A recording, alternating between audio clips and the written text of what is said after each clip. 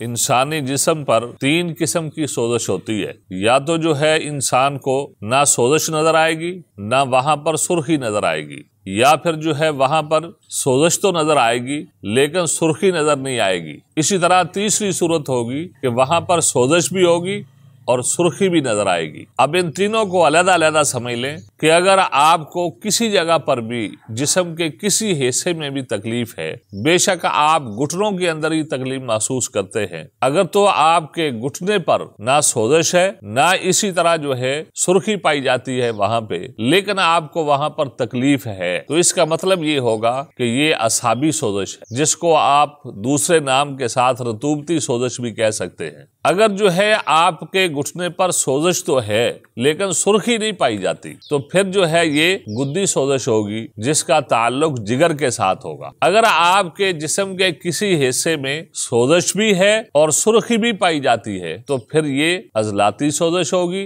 اور اس کا تعلق دل کے ساتھ ہوگا۔ اس لیے جب آپ علاج کریں تو ان 3 قسموں کی سوزشوں کو سامنے رکھ علاج تجویز کریں، انشاءاللہ العزیز جسم کے جس حصے میں بھی سوزش ہوگی یا جو ہے کوئی بھی تکلیف ہوگی جس کا تعلق سوزش کے ساتھ ہوگا وہ ٹھیک ہو جائے گی۔